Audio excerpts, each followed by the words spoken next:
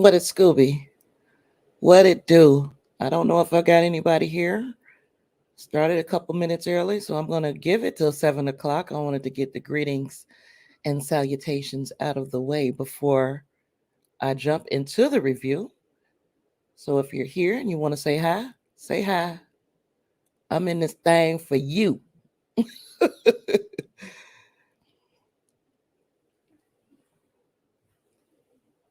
If you were unaware, today I am doing a spoiler-free review of Ghostbusters Afterlife. Um, yeah, and later, in fact, Monday, I'll also be doing a review of King Richard. That is going to be on More Than a Movie Monday at 7 p.m. Central Time, right here. Wherever you found me at today is where you'll find me out at then. Uh, okay, I got two of my faves in the house, and Davina says she love that hat. I figured you would, yeah. I'm feeling extra cool, extra chill today, so yeah. Or plus, if I took this hat off, you would completely understand why I got it on. And what's up, Mr. Brown? What's happening, sir? Glad to see you. Glad you were here with me. It's been a rough day, and we're gonna talk at length about why it was such a rough day. I'm pretty sure you guys can guess. But I had a Holy Ghost party. Now you guys know that I've got this little thing. I was brought up in religion and going to church and all of that, and then I kind of have had a falling out with God over the last few years. But today I had to call my two favorite people. Besides my sister, I couldn't get her on the phone with us. And we just had a praise party because the world needs prayer. And if a sinner, I'm just like, what is Color Purple? See, Daddy, sinners got soul too. So, yep, we'll talk about the Kyle Rittenhouse thing tomorrow. Um, we'll talk about this NFL player briefly tomorrow. I don't really want to give that a whole lot of attention, but we're gonna give that a little attention tomorrow. Tonight, I want it to be about this Ghostbusters movie, but I know that you guys are. I know everybody has an opinion, and everybody may be feeling some type of way. But yeah, we knew what it was. From the beginning, we knew what it was. We knew what it was. We knew what it was going to be. Not surprised at all, but we are freaking outraged, I guess. It ain't a surprise, it's an outrage. But yeah, I gave them girls something to smile about. I got them on the phone. Let me tell you, we had some Kirk Franklin going. I ain't much of a singer, but I sung my heart out, baby. Say we are going to smile. We look so much better when we smile. Okay, I see you. Got it. Amen. And yeah, Davina says yeah, we did. We got it in. I almost gave up, but a power that oh Lord, let me stop. We're gonna go ahead and get this movie review started with Ghostbusters Afterlife. We sang that thing, girl. We sang that thing. If I could quit smoking cigarettes, I might even sound good when I sing it. So yeah. But I thank y'all for being there when I needed it. Um, and I'm pretty sure that I could have gotten a whole group of people to second what we was feeling in that moment. And I almost said, "Amen." You can tell a sister, "Hey, you can leave church, but church don't leave you." Let me tell you. Ghostbusters Afterlife, a spoiler-free review today. This movie was starring McKenna Grace as Phoebe, Finn Wolfhard as Trevor, Paul Rudd as Mr. Gruberson, Carrie Coon as Callie, Celeste O'Connor as Lucky, and Logan Kim as Podcast. So those were the main characters. There were some supporting characters. A lot of things that went on in this movie. Um, you know, some of it you saw in the trailers, and some of it I don't want to spoil. So that is hence why I'm going to tread very lightly and make this a spoiler free affair.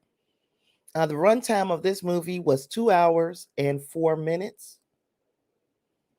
And if you if you know, I usually say this when it's a movie that is kind of lighthearted and comedic, that 2 hours and 4 minutes might be a little long. Uh, it felt long to me. Um, the budget for the movie was $75 million. I think the $75 million was well spent. There was a lot of things that you can see where the special effects and that sort of thing, you can see where the 75 mil went. And on preview night last night, this movie made $4.5 million, which is pretty much on its way to what people think it's going to finish the weekend off at, with maybe 20 to 25 million dollars. So it's on its way to being profitable. If it makes that 20 to 25 million, it'll be a profitable movie easy. Um, this movie serves as a direct sequel to the original Ghostbusters movie. So it is ignoring the 1987 sequel to Ghostbusters and the 2016 remake. Those do not exist in the continuity. As far as this movie is concerned, it's directly following the stuff that happened in 1984. Well, not directly following, but it is a sequel to that original Ghostbusters movie. Oh, and there's my friend Lysandra, and Lysandra was part of that Holy Ghost party we had a little while ago. So hopefully that got us all ready to do our thing here and to talk about this movie and to put a smile on. Um, so I appreciate that compliment. Um, so we got all that out of the way. I'm gonna give you the synopsis. The synopsis is: when a single mother and her two children move to a new town, they soon discover they have a connection to the original Ghostbusters and the secret legacy their grandfather left behind. So I got a question. How does Bustin make you feel? Let me know. Let me know how Bustin makes you feel. Cause that, I guess that's one of the top questions when you're talking about Ghostbusters. Am I right? uh, so Clarence asked, "Does it invalidate the second movie?" Yep, they pretending like the second movie didn't exist. In terms of the continuity, it goes from what happened in the first movie, then this period of time that went with no Ghostbusters anywhere. They don't even mention the stuff that happened in the second movie, and then it goes into what we're seeing in this movie. Okay. What else I got here? As far as I can tell, there were two real standout performances in this film. One was McKenna Grace as Phoebe. So Phoebe is the daughter of the aforementioned single mother who was Callie. Uh, and now the way they played Phoebe was like, she seems to be on the autistic spectrum, and she is a science prodigy. So she is definitely like too smart for her own good as far as science goes, but she is very socially awkward. So you say, what? Seems weird, Clarence? Yeah, I think they want to forget that second movie just like I do. Yeah, that second movie, yeah, they want to forget it just like I do. So yeah, that's where we at. They said forget it, pretend like it didn't happen. That 2016 never happened, whole different universe. So if this was a Ghostbusters multiverse, that would be how we are playing this thing. Like those things happen someplace else entirely. Um, So now McKenna Grace, going back to her because she's a young actress, only 15 years old, and she is she she is so versatile because the way she delivered her lines was like in this real dry, deadpan manner, and that should make folks of a certain age think about a certain original Ghostbuster, if you know. Uh, Let me see. And Davina also went to go see it on preview night as well. She said, "Yeah, didn't reference that second movie at all. Wasn't part of it. Was not part of it at all." And second movie was Bobby Brown's movie, but again, we didn't even hear that Bobby Brown song. They didn't even hint at it. We got the original song. Uh, who you gonna call? Ray Parker? Was it Ray Parker Jr.? Yeah. So yeah, but we didn't get nothing that even mentioned make you even put you in the mind of that second movie. Yes, McKenna Grace was absolutely outstanding in this film. uh so she's 15 years old, like I said, so expect to see a whole lot more of her in Hollywood as years go on. Yeah, she'll be like a Scarlett Johansson. Like, I didn't realize that Scarlett Johansson has been part of Hollywood and movies and series since she was 7 years old. So I think that the trajectory for McKenna Grace is just like that. The second standout to me was Paul Rudd as Gary Gruberson. Clarence, I'm gonna come back to this comment as when I'm winding things up, because what you said is kind of pertinent to the end of my thing. uh, so yeah, the second standout was Paul Rudd as Gary Gruberson. He he captured like what you would expect as childlike awe in these experiences that they are having with this paranormal stuff. He was still uh like he had a thing for the mother, and he was still shooting his shot in the presence of demons and other supernatural beings. He shot his shot. I'm like, hey, I wish I had that type of resolve. Like Natalie Portman started young as well. Yes, I think about them, the actors and actresses that didn't flame out when they got grown. There's usually a thing with child actors, but uh, some of them don't fall into the Hollywood trap. And I really, really hope that McKenna Grace stays on the right track, because I really would like to see what she can become in Hollywood, in the industry, in movies, and all of that good stuff. Um, let's see. And it's possible that, okay, I was talking about him shooting his shot, and I was talking about how he was to me, he captured the the just the wonder of it all better than anybody else on screen. And it could just be possible that I really like Paul Rudd, and I just think he shines in mostly anything that he does. And now I'm going to get into some of what I thought about this movie. The first act moved along at a reasonable pace. It introduced us to the characters. It showed us how this story is going to tie to the original Ghostbusters, and it presented the dilemma that our new cast was facing. So, I mean, that's what you wanted to do, right? First act, yes. Uh, then came the second act, which for me was literally bloated with nostalgia. So it's like, remember this? Oh, what about that?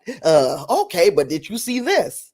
And it got to a point, it felt like I was just rewatching a collection of scenes from the original movie. And in my opinion, that's not a good thing, because this movie was 2 hours long.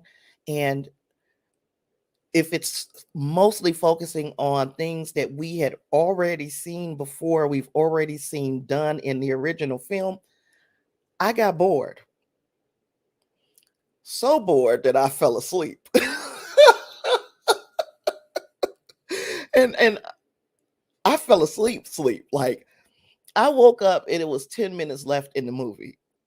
And for that reason, I can't give you a full review. Can't give you a full review. Now, the last time I fell asleep on a movie that I was going to review was also a Paul Rudd film. It was for Ant-Man and the Wasp. And to be fair, in that instance, I had just gotten off work. So I was tired. And so I nodded off during the half hour of trailers before the movie. And I missed the first 15 minutes of the movie. So I went back and I rewatched it and I enjoyed it for the most part the second time. I saw it all. Okay. With Ghostbusters Afterlife, I don't have any desire to go back and see what I missed. Just it just didn't work for me. It might be just fine for you because I know Davina really enjoyed the movie. It just didn't work for me. But so I am recommending the movie. If you just love nostalgia and if you just want to get beat over the head with nostalgia, I want you to see the movie because why the fuck not? For me, no, not so much. So because of that, because I'm getting it all out the way right now. Because of that, I rate this movie a 2.5 because it was at least somewhat entertaining until about halfway through the second act. And the last 10 minutes of this movie, because I woke up for the last 10 minutes, the last 10 minutes hit me in the feels. So I did feel something in the last 10 minutes, but it wasn't enough to save the movie for me. I'm going to come back to all of this because I'm going to because I see your comments and I'm gonna get through me shitting on this movie so that we can come back and talk about what you all thought. Now, of course, because this is the way things happen, I'm alone pretty much in my feelings. Like I can't say that I've heard anyone else have a similar experience to me, but I'm really just being honest, and I'm not going to say that this movie knocked me out of the park just because it made me think of my childhood. I'm going into this like really, it was really a missed opportunity to open up a new door in the franchise. But Rotten Tomatoes disagrees with me wholeheartedly, as does Davina. 62% of the critics and 95% of the audience love this movie. And that's why I recommend it. We won't all like the same stuff, and wanting to love a movie doesn't make one love it. So I didn't love this movie. Didn't really particularly even like this movie. But I can also say that, there were certain things about it that didn't work for me. What I wanted this movie to be was more like the Stranger Things that Clarence spoke of. Didn't want it to be a copy of anything.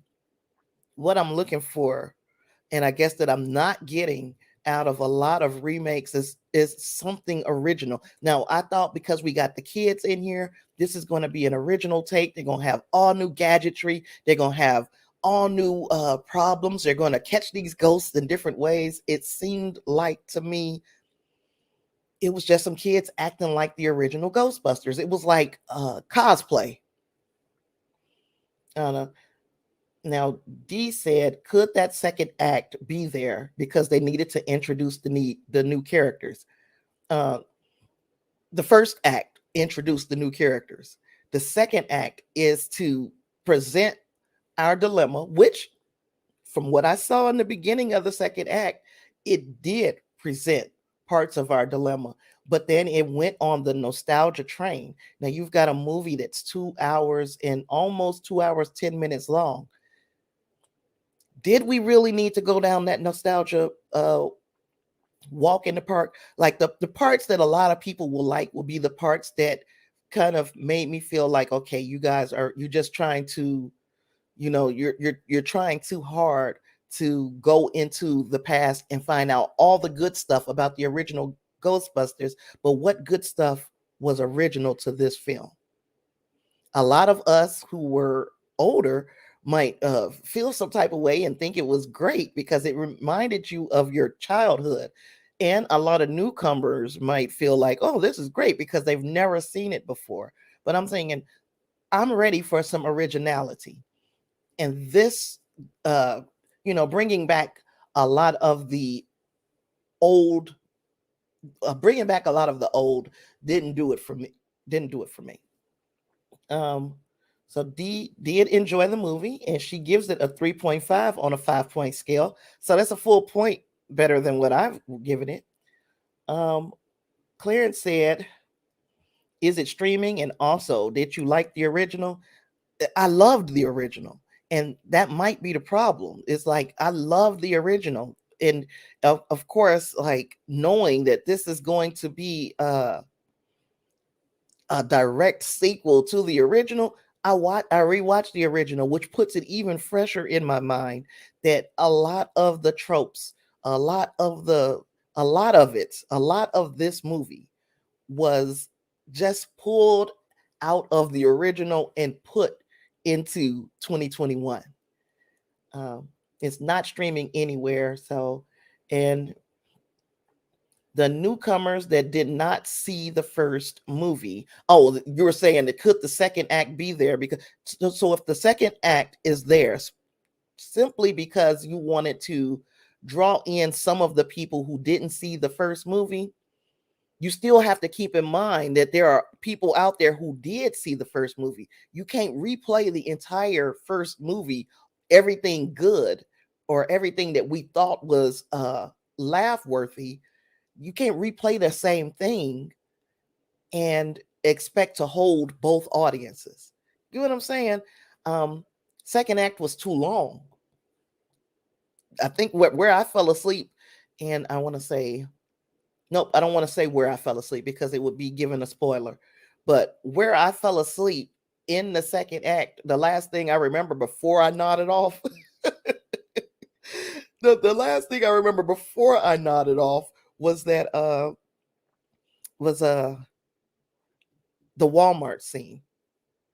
And the Walmart scene was put there simply for gags because if you've seen the trailer to the movie, in fact, I've been like looping the trailer through here in such a way so that I don't get hit with copyrights, but at the same time, you know, this little part right here with the Marshmallow Man, um, that little part with the Marshmallow Man, it meant something. That Marshmallow Man meant something being in New York and coming to life, but it means nothing in the middle of Oklahoma and coming to life. So why would those marshmallows come to life? It is simply for nostalgia purposes. It's a cheap trick to make some people feel like, hey, I really love this movie, when what you really loved was the first movie with the marshmallows.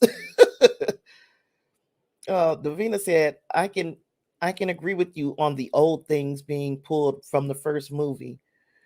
Now, the Walmart scene was freaking hilarious.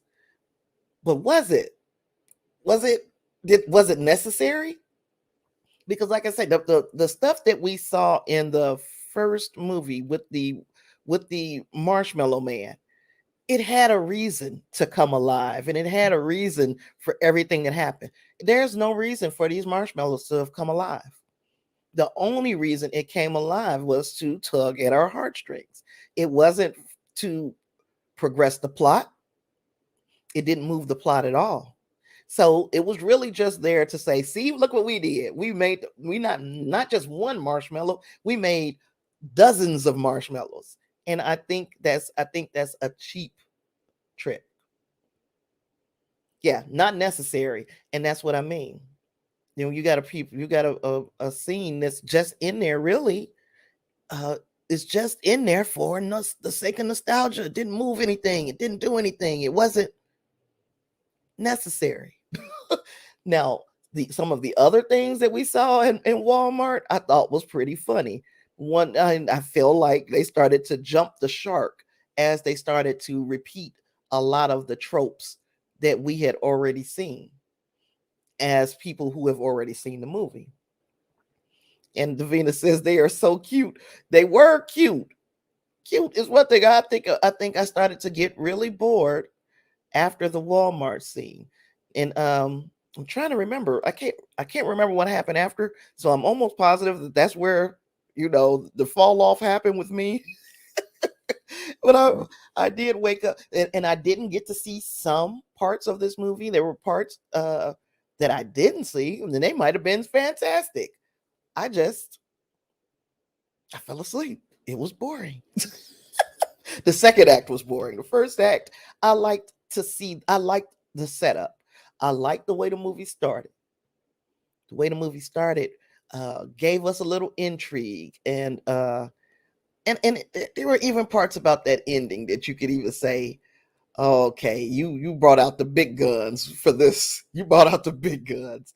But for the most part, yeah, this wasn't my favorite movie of the year, but it was definitely not the worst.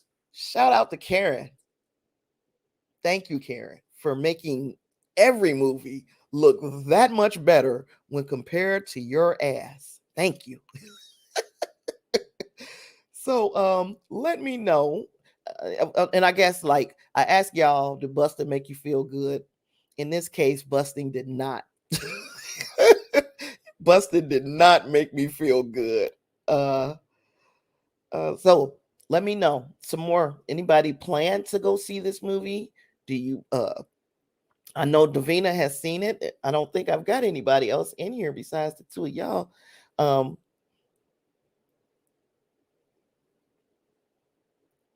Oh, there you go, Clarence. Every IP needs their baby Yoda. And the thing about it, though, even with Yoda or Grogu, that's one of my cat's names, right? So we can't be. My cat's a Grudge and Grogu. So with baby Grogu, at least in the Mandalorian, he serves an entirely different purpose. He's got his own personality. He's a different individual. These marshmallows was doing, I guess they were doing baby stuff. They were like baby marshmallows. But I just, and I think you're right. I think you're right, Clarence. There's a whole lot because and what made me really even feel this way, Clarence, is how beat up we got with Lower Decks. Just me being honest, we got beat over the head with nostalgia until nostalgia don't even seem good. Small doses of nostalgia is fine. A little poke and a wink and a nod saying, look, you remember this, but you got to be sharp if you want to remember where we're trying to take you with this.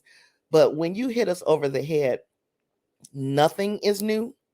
Not the car, not the way they capture these ghosts, nothing is new. Everything is from the original. 30 some years later, I think there's an issue. And Davina thinks that the Karen reference is funny. The Karen reference will not grow old until I see a movie that's worse than Karen. Karen is the only dumpster fire of a movie that I've seen this year. And for that, other movie should be 100% thankful that I saw Karen first, because somebody else would be a dumpster fire if I had not seen Karen. It was terrible. Okay. This movie, not terrible. Ghostbusters Afterlife, not terrible, just not for me. And most of the world will probably love it. Just it wasn't for me. All right.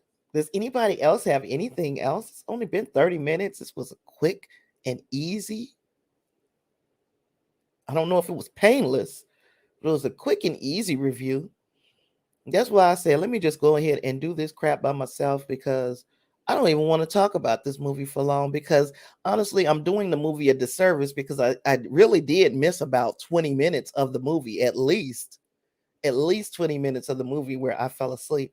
So I'm doing the movie a disservice because I didn't see it in its entirety. But what I saw is what put me where I was. If you get what I'm saying, I would have stayed awake if the second act was a little more entertaining. I don't know what the hell was wrong with me yesterday. So I was feeling so run down. It's like I knew today was coming. I knew that some bad news was coming. Oh gosh. Yeah, so give y'all a chance. Give y'all a chance to get your shots in.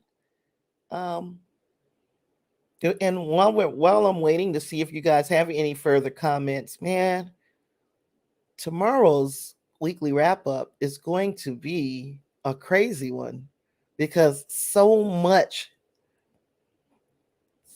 I mean, I guess the big stories have taken so much out of us. I don't know if I'm the only person who felt like, damn, like the big stories are terrible, and and while while we want to discuss them, I still want to remain. I want to remain an entertainment channel, but I know that there is a responsibility to address these things. So I'm going to address them, but I don't want to harp on them for very long. So if you see me change the subject really quick tomorrow, it's going to be because of that, because you know, I don't want to just keep giving this my energy. I can't keep giving it my energy. Uh, y'all don't realize how freaking grounded. Yeah, yeah, y'all don't realize how freaking grounded I feel just being around people. And I mean, I know I'm not like in your presence, but we spend some hours a week together, man. And y'all give me a reason to kind of keep it moving and keep smiling and keep, even if the smile is fake sometimes. You know what I'm saying? And I appreciate y'all for that because I internalize shit and I carry shit around that it ain't mine. So a lot of this stuff that's not mine, I am that bag lady that Erica Badu talks about. I carry stuff around that doesn't belong to me, and uh somebody else gets lighter and my load gets heavier. And yeah,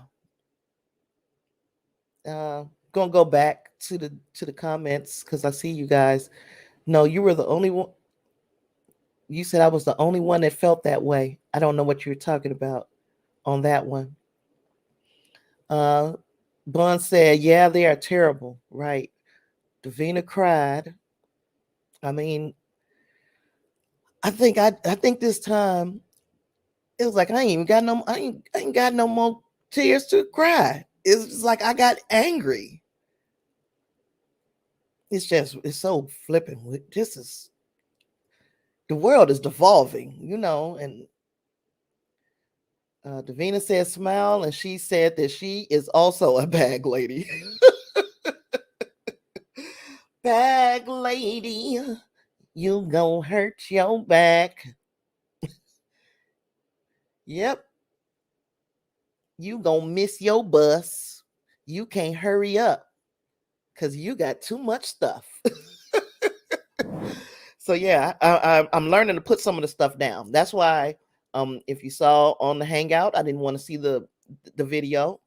Didn't need to see the video. Um, I addressed the Kyle Rittenhouse thing. I didn't obsess over the Kyle Rittenhouse thing. So I'm learning to put the bags down. If they ain't mine, they ain't mine. Said she cried because she feared for our kids, brothers, etc. You know what? And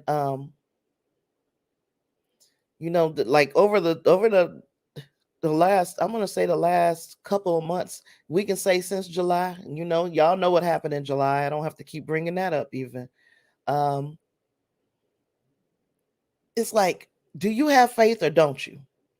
Now, I got angry, and my anger was for years over the God thing, and I still got some problems with just the doctrine and uh what I consider contradictions in the word. I I can go page by page and verse by verse, and I can point things out. But if we are at the end of the day, I was born with a Bible in my hand. You know what I'm saying? I was born going to church, and wasn't just to go to church for the appearance's sake. We went to church to absorb a message. And Another thing about religion that that kind of confuses and confounds me is how many of us move around in fear.